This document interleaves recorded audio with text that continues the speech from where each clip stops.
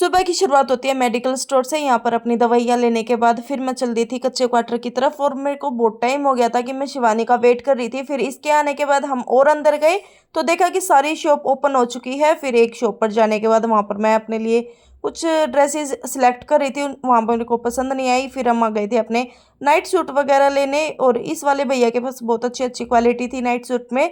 और फिर मेरे को एक कोट सेट भी लेना था। यहाँ से मैंने ये जो स्काई ब्लू वाला कोट सेट था ये बाय कर लिया था, और फिर मैं दोबारा उसी शॉप पर आने के बाद मैंने ये ग्रे वाला नाइट सूट भी ले लिया। फिर हम चले गए थे ICS सेंटर, वहाँ पे कुछ काम था, फॉर्म वगैरह फिल कराने के बाद फिर कॉलेज में आकर देखा तो हमारे सीनियर्स का आज लास्ट पेपर है, और यहाँ पर सब इंजॉय कर रहे थे अपना स्क्रैबल डे।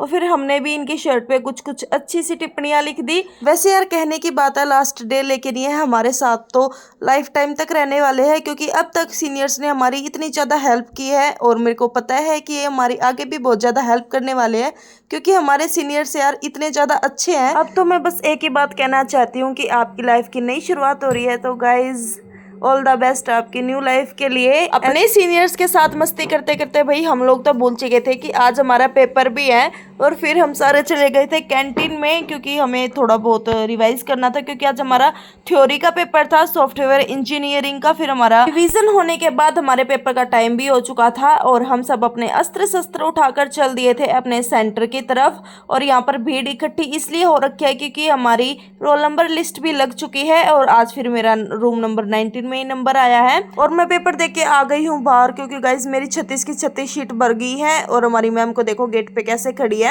और आप कुछ मेरे हाथों की हालत देखो यार कितनी बुरी हो रखी है, क्योंकि आज थ्योरी का पेपर है यार। 36 शीट भी भर देते हैं फिर भी पेपर छूट जाता है, पता नहीं ऐसा कितना लेंथी पेपर है। और शीट के साथ साथ मैंने साथ में ही अपनी शर्ट पे भी लिख दिया था, और इन मैडम को लिखते लिखते आ गई थी नींद।